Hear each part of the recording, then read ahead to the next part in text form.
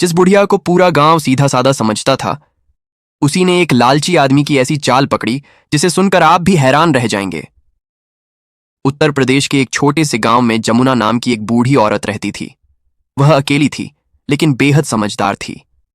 जमुना के पास एक छोटा सा खेत था। उसी खेत में सब्जियां उगाकर वह अपना गुजारा करती थी। गांव के लोग जमुना की इज्जत करते थे, क्योंकि वह हमेशा सच बोलती और जरूरतमंदों की मदद करती थी।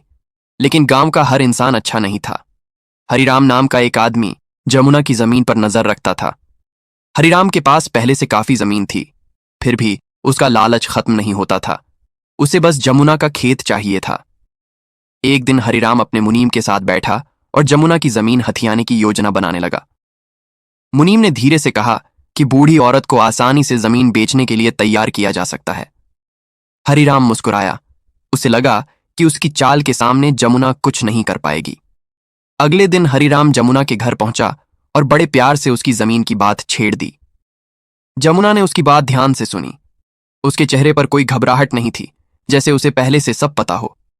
हरिराम ने कहा कि जमीन बेचकर जमुना आराम से बाकी जिंदगी गुजार सकती है। लेकिन जमुना ने तुरंत हां नहीं की। उसने मुस्कुराकर कहा कि वह पहले सोचकर जवाब देगी। हरिराम वहां से चला गया, लेकिन उसके मन में एक ही बात थी, किसी भी तरह वह जमीन उसे हासिल करनी है। उस रात हरिराम ने अपने मुनीम को बुलाया। दोनों ने मिलकर जमुना को धोखा देने की नई योजना बनाई। मुनीम ने पुराने कागजों का सहारा लेने की बात कही। हरिराम को लगा कि अब जमुना फंस जाएगी। उधर जमुना को भी गांव में चल रही हरकतों की भनक लग चुकी थी। सुबह जब वह अपने खेत पहुंची तो उसने देखा कि एक सब्जियों की टोकरी गायब थी। जमुना समझ गई कि कोई उसके खेत पर नजर रख रहा है, लेकिन उसने शोर मचाने के बजाय चुप रहना बेहतर समझा। उसने टूटे हुए घड़े को देखा और फिर खेत के चारों ओर नजर दौड़ाई। उसके मन में एक तरकीब आने लगी। जमुना ने खेत का काम पहले की तरह जारी रखा, जैसे उसे कुछ हुआ ही नहीं हो। उसने टूटे हुए बाड़े को भी ध्यान से देखा। अब उसे पूरा यकीन हो गया था कि चोरी के पीछे कोई अपना ही है। जमुना ने किसी पर आरोप नहीं लगाया। उसने बस सबूत इकट्ठा करने का फैसला किया। उसी शाम उसे घर के पास रखा अपना पुराना सामान भी गायब मिला। अब उसका शक और गहरा हो गया। सीता, जो जमुना की पड़ोसन थी, उसके पास आई और चिंता से सारी बात पूछने लगी। जमुना ने सीता को समझाया कि घबराने की जरूरत नहीं है। कभी कभी चोर खुद अपनी गलती से पकड़ा जाता है। सीता को जमुना की बात समझ नहीं आई। उसे लगा कि इतनी बड़ी परेशानी में बुढ़िया आखिर क्या कर सकती है। लेकिन जमुना के चेहरे पर हल्की मुस्कान थी। उसके मन में एक योजना तैयार हो चुकी थी। उस रात जमुना ने अपना पुराना लकड़ी का संदूक बाहर रखा। उसने उस पर एक कागज भी चिपका दिया। कागज पर ऐसा कुछ लिखा था जिसे देखकर लालची आदमी की नजर जरूर उस संदूक पर पड़ती। जमुना चुपचाप अपने घर के अंदर चली गई और इंतजार करने लगी कि अब आगे क्या होता है।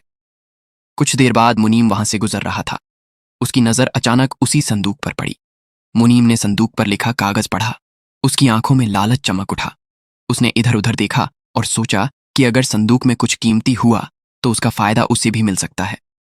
आखिरकार मुनीम संदूक उठाकर वहां से चुपचाप निकल गया। जमुना खिड़की से सब देख रही थी। उसने कुछ नहीं कहा, बस हल्की सी मुस्कान दी। अब जमुना को पता था कि उसकी योजना काम कर रही है, लेकिन असली चाल अभी बाकी थी। मुनीम संदूक लेकर सीधे हरिराम के घर पहुंचा और उसे पूरी बात बताई। हरिराम की आंखों में लालच साफ दिखाई देने लगा। उसे लगा कि संदूक में जरूर कोई कीमती चीज होगी। दोनों ने संदूक खोलने का फैसला किया। उन्हें बिल्कुल अंदाजा नहीं था कि अंदर उनका इंतजार कौन कर रहा है। संदूक खुला तो उसमें सोना चांदी नहीं, सिर्फ एक कागज रखा था। हरिराम ने जल्दी से कागज उठाया और पढ़ना शुरू किया। कुछ ही पल में उसके चेहरे का रंग बदल गया। कागज पर लिखा था कि संदूक को जो भी उठाएगा उसका नाम और समय जमुना पहले ही लिख चुकी है। हरिराम को गुस्सा आया। उसे समझ आ गया कि बूढ़ी औरत ने उसे मात दे दी है।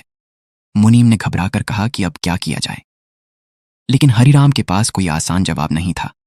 अगली सुबह हरिराम गांव में जमुना के खिलाफ बातें फैलाने लगा। वह चाहता था कि लोग उस पर विश्वास न करें। उसने कई गांव वालों को इकट्ठा किया और कहा कि जमुना ने उसकी जमीन पर कब्जा किया है।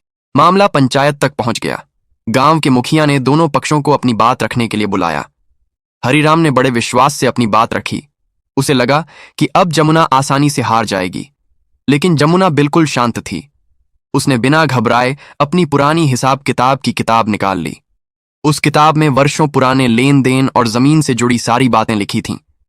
मुखिया ने किताब ध्यान से पढ़ी और हरिराम के कागजों से उसका मिलान करने लगा। कुछ बातें ऐसी थीं जो हरिराम के दावे से बिल्कुल मेल नहीं खाती थीं। तभी जमुना ने हरिराम से एक सीधा सवाल पूछा, जिसका जवाब देना उसके लिए मुश्किल था। जमुना के सवाल के बाद पंचायत में बैठे लोग एक दूसरे का चेहरा देखने लगे। जमुना ने अपनी डायरी निकाली। उसमें खेत और पैसों से जुड़ी तारीखें साफ साफ लिखी थीं।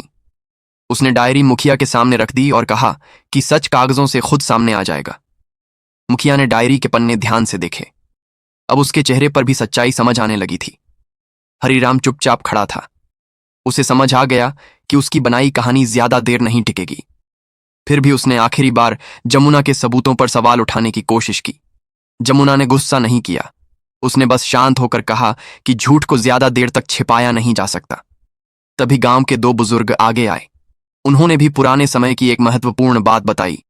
उनकी बात सुनकर पंचायत को पूरा मामला समझ आने लगा। हरिराम की चाल अब सामने आ चुकी थी। हरिराम ने धीरे धीरे अपना सिर झुका लिया। उसके पास अपनी गलती छिपाने के लिए कोई शब्द नहीं बचा था। बाद में सीता ने जमुना से पूछा कि उसने इतनी बड़ी चाल कैसे सोच ली।